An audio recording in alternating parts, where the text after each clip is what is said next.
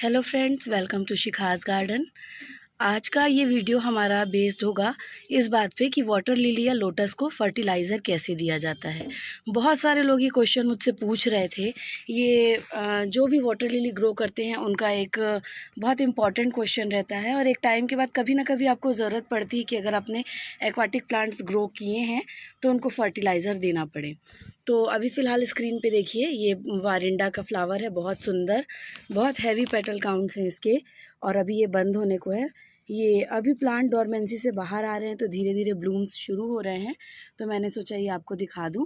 तो चलिए अब हम चलते हैं अपने टॉपिक पे और मैं आपको बताती हूँ कि कैसे हम वाटर लिली और लोटस को फर्टिलाइज़र देते हैं। देखिए, ये है मेरे फर्टिलाइज़र की पुड़िया। वाटर लिली को फर्टिलाइज़र देने का तरीका ये है कि जो भी फर्टिलाइज़र आप यूज़ करेंगे, आपको उसको ऐसे पेपर की शीट बना के या जो कैरी बैग्स आते हैं सामान के साथ में, वो मैं अभी आपको दिखाऊंगी, उनमें ऐसे डाल के आपको देना है। क्योंकि ये पानी में रहते हैं तो आप डायरेक्ट तो इनको फर्टिलाइज़र दे नहीं सकते, वो सारा कुछ पानी में चला जाएगा। तो ऐसी एक पुड़िया बना के आपको फर्टिलाइज़र देना है। अब इस पुड़िया में क्या है ये मैं आपको लास्ट में बताऊँगी। उसके पहले आप पूरे जो सावधानियां हैं फर्टिलाइज़र देने के लिए, उनको मैं आपको डिस्कस करूंगी। क्योंकि क्या होता है, मेन चीज़ें देखने के बाद में पूरा वीडियो आप लोग देखते नहीं और पर्सनल में फिर बाद में मुझे बहुत सारे क्वेश्चन आते हैं, जबकि वो सारी चीज़ें मैंने वीडियो में बताई होती हैं। तो ये पुड़िया है, अब देखिए ये लोटस है।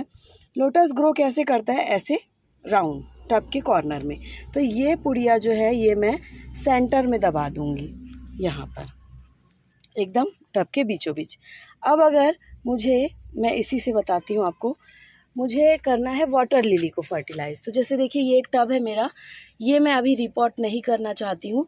तो ये ग्रो हुआ है किनारे, तो जहाँ राइजोम की ग्रोथ मुझे दिख रही है उससे थोड़ा दूर में, मतलब रूट से दूर में, मैं फर्टिलाइज़र की पुड़िया को इस तरीके से दबा दूँगी डीप सॉइल के अंदर। तो ये तरीका है। लोटस में बीच में दिया हमने और वाटर लिली में हमने कॉर्नर में, जहाँ प्लांट की ग्रोथ हो रही है उससे थोड़ा दूर दे दिया। अब तो चलिए बात कर लेते हैं फर्टिलाइज़र को लेके कुछ सावधानियों की, और इन पे बात करते करते मैं आपको थोड़ा सा अपना गार्डन भी दिखाते चलती हूँ जो नॉन एक्वाटिक पोर्शन है।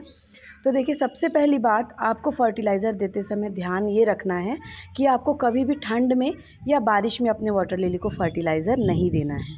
क्योंकि सबसे ज़रूरी कंडीशन है इनके लिए सनलाइट। अगर आप ग्लूमी वेदर में या ठंड में जब इनको प्रॉपर धूप नहीं मिलती है तब आप इनको दे देंगे तो इनके राइजोम जो है वो बुरी तरीके से इफ़ेक्टेड हो जाएंगे और आपका प्लांट मर सकता है। इसलिए कभी भी ठंड में या बारिश में फर्टिलाइज़र मत दीजिए। फर्टिलाइज़र मेनली दिया जाता है डोरमेंसी के बाद, या आपका फ्लावर जब सीज़न में एक दो राउंड फ्लावरिंग करने के बाद, अब फ्लावरिंग स्टॉप कर दिया है, तब आप उस समय फर्टिलाइज़र दीजिए। और फर्टिलाइज़र को देते समय क्वांटिटी का बहुत ध्यान रखिए। आप भले ही फर्टिलाइज़र कम दे दीजिए, जो मैं अभी आपको आगे बताऊंगी उससे, लेकिन ज़्यादा फर्टिलाइज़र बिल्कुल भी मत दीजिए। प्रॉपर सनलाइट नहीं मिलने पर, फर्टिलाइज़र का ओवरडोज हो जाने पे आपके प्लांट को फर्टिलाइज़र फ़ायदा पहुंचाने की बजाय जो है वो नुकसान ही देगा। और फर्टिलाइज़र देने के बाद प्लांट को थोड़ा सा ऑब्ज़र्व भी करिए। हो सकता है फर्टिलाइज़र देने के बाद पानी के ग्रीन होने की प्रॉब्लम आए, तो वो जो है आपको उस समय पानी को थोड़ा सा ओवरफ्लो करना होगा हर एक दिन की आड़ में, या आप चाहें तो चेंज कर सकते हैं। प्लांट को थोड़ा ऑब्ज़र्व करते रहिएगा। अगर कुछ भी आपको दिखे कि नहीं हो रहा है असर, तो आप उसको फिर से निकाल, मतलब गड़बड़ लगे तो राइजोम को आप तुरंत सॉइल से बाहर निकाल लीजिए। ये गलती मैंने भी की थी जब शुरुआत में मैंने इनको लगाना स्टार्ट किया था 1-1.5 साल के बाद। पीछे जो आपको रेड वाले टब दिख रहे हैं ना 7, जिनमें एक वारिंडा की फ्लावरिंग भी दिख रही है, इन 7 में मैंने एक्जॉटिक प्लांट्स लगाए थे। बहुत महंगे, हज़ारों रुपए के प्लांट्स थे वो। तो जब समर में वो कई राउंड फ्लावरिंग कंप्लीट कर चुके थे, उसके बाद मानसून आया, उनकी पत्तियाँ छोटी होने लगी और फ्लावरिंग बंद हो गई। तो मैंने उनको रिपोर्ट करने की बजाय सबको मानसून में ये पेपर शीट बना के डाल दिया। और उसके बाद क्या हुआ, धूप मिलनी बंद हो गई और बारिश कंटिन्यू होने लगी, प्रॉपर सनलाइट नहीं मिली। तो 15 से 20 दिन के अंदर जो है वो मेरे पूरे प्लांट मर गए। जब मुझे ऐसा लगा कि इनकी पत्तियां कंटिन्यू झड़ रही हैं, पीली पड़ रही हैं, तो मैंने राइजोम्स को निकाल के देखा, सॉइल के अंदर से बाहर निकाला, तो सारे राइजोम जो है वो सॉफ्ट हो गए थे और उनको फ्लोट करने या किसी भी तरीके से मैं उनमें से एक को भी नहीं बचा पाई, वो 7 मर गए।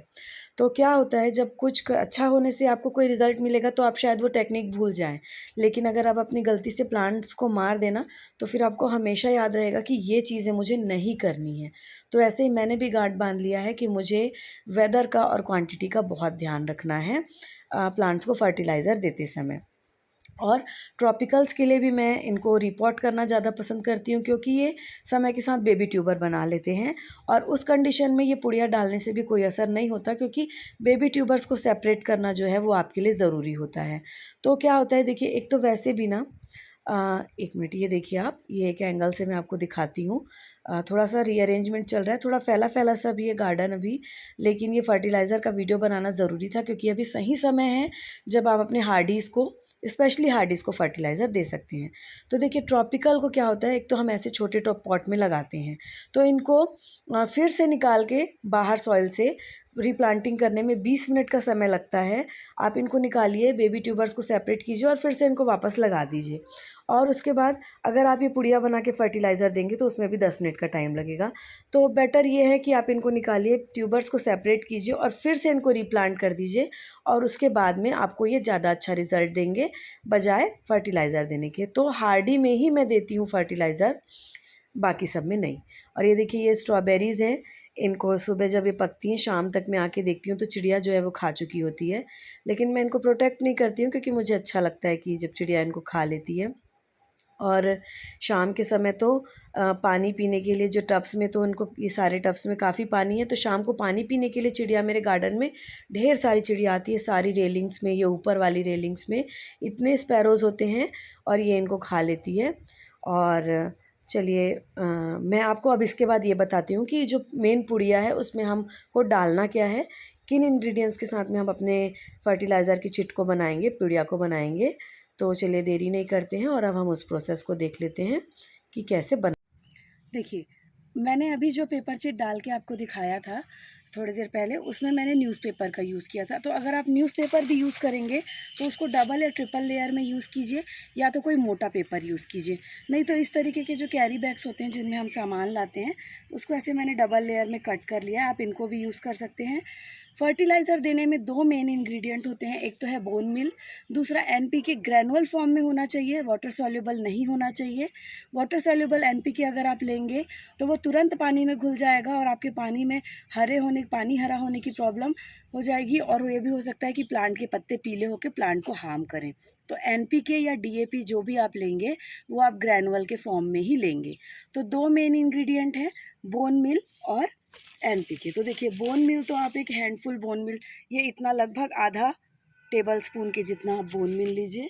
और अगर आप एनपीके ले रहे हैं तो ये इतना एनपीके, लगभग आधा चम्मच एनपीके आप लेंगे। अब ये दोनों मेन इंग्रेडिएंट हैं। इसके अलावा आप इसमें डाल सकते हैं थोड़े से पोटाश के ग्रैनुअल।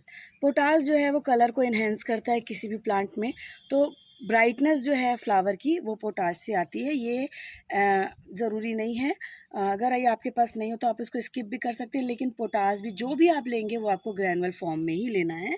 और इसके अलावा एक और चीज़ ये है, आधा टीस्पून के लगभग सीवीड। ये जो है आपको माइक्रो न्यूट्रिएंट्स जो है वो देगा प्लांट को। तो ये 4 चीज़ें हैं, इनको डाल के आप पुड़िया बनाएंगे। ये आप इस तरीके से इसको बांध लीजिए और अब ये रेडी है आपके प्लांट में देने के लिए। एक बार फिर से मैं भी आपको इसको दे के बताऊँगी। और ये जो है, ये क्वांटिटी आप हार्डी के लिए रखेंगे। जब आप ट्रॉपिकल के लिए बनाएंगे तो आपको क्वांटिटी जस्ट हाफ कर देना है। ये थोड़ा सा बोन मिल, ये 2-4 ये मैंने पोटाश के ग्रैनुअल्स लिए। पिछली बार मैंने ये थोड़ा सा सीवीड लिया। पिछली बार मैंने एनपीके डाला था, अभी मैं इसमें डीएपी। तो एनपीके या डीएपी दोनों में से कोई भी एक चीज़ आप ले सकते हैं। ये हो गया, इतनी थोड़ी सी क्वांटिटी आप लेंगे ट्रॉपिकल के लिए। लेकिन मैं अपनी तरफ से आपको एक चीज़ बताना चाहूँगी, आप फर्टिलाइज़र जो है वो लोटस को दीजिए, वाटर लिली में हार्डी को दीजिए।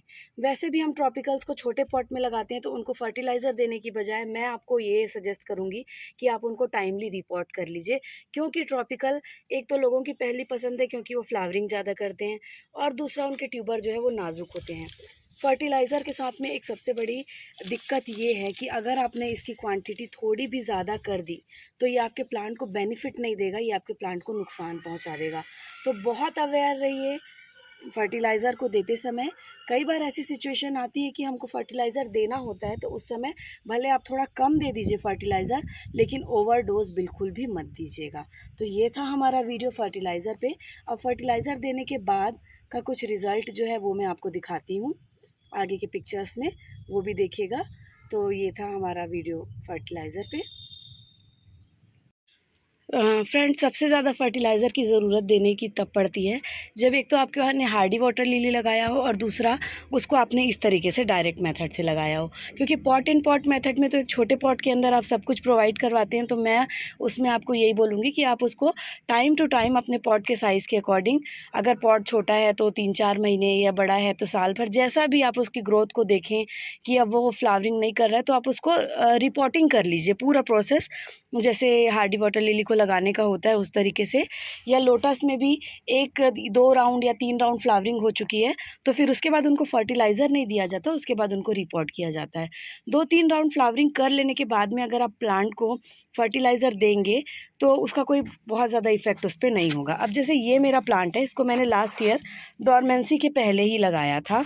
अभी इसको मैं इतने बड़े पॉट को मैंने डायरेक्ट लगाया है। मैं इसको रिपोर्टिंग नहीं करना चाहती हूँ क्योंकि मैंने काफ़ी अच्छी मात्रा में इसको मैन्योर जो है वो दे रखा था, लेकिन अभी डॉर्मेंसी के इफ़ेक्ट के कारण इसकी ग्रोथ स्लो हो गई है। थोड़ा सा वापस पत्तियां ग्रो होना स्टार्ट हो गई हैं। तो अब जब ये 2-4 छोटी छोटी न्यू लीव्स आ गई हैं तब मैं इनको फर्टिलाइज़र दूंगी। तो देखिए, अभी थोड़ी देर पहले मैंने पेपर में दिया था, ये मैंने कैरी बैग में ऐसा बनाया है। यहाँ बीच बीच में ग्रोथ दिख रही है, मैं यहाँ कॉर्नर में इसको ऐसे डाल दूँगी। तो ये हो गया, फर्टिलाइज़र दे दिया हमने, फर्टिलाइज़र ये हो गया। अब उसके बाद देखिए ये लोटस है ना, इसमें मैं फर्टिलाइज़र देना चाहती हूँ। ये भी डॉर्मेंसी से ऊपर आ गया है, तो लोटस ऐसे ग्रो करेगा। अब मैं इसको फिर से ऐसी छोटी सी पुड़िया यहाँ पे दे दूँगी। क्वांटिटी का ध्यान बहुत ज़्यादा रखिएगा, ये मैं आपको बार बार बोल रही हूँ। देने के बाद का रिज़ल्ट है ये जो है मैंने काफ़ी बड़े पॉट्स में लगाया था इनको, और इतने बड़े पॉट थे कि साल भर के बाद मैंने इनको एक बार फर्टिलाइज़र दिया, तो ये उसके बाद रिज़ल्ट है। ये डायरेक्ट मेथड से लगाया था, ये कोलोराडो मैंने। और आप ये देखेंगे कि जितने भी मैं फर्टिलाइज़र वाले आपको दिखा रही हूँ ये सारे हार्डी हैं। ये सियाम अंबर है, ये देखिए कितनी अच्छी फ्लावरिंग हुई है इसमें। और टेक्निक मैंने वही यूज़ की है जो मेरे हार्डी लिली प्लांट करने का मेथड है, उसी तरीके से इनको लगाया था और उसके बाद ये फर्टिलाइज़र दिया था। तो आई होप ये वीडियो आप लोग के लिए हेल्पफुल होगा, और हम फिर मिलेंगे नेक्स्ट वीडियो में। अगर ये वीडियो आपको पसंद आया तो इसको लाइक कीजिए, इसको शेयर कीजिए, चैनल को सब्सक्राइब कीजिए, और फिर मिलते हैं। तब तक के लिए bye bye, happy gardening and take care.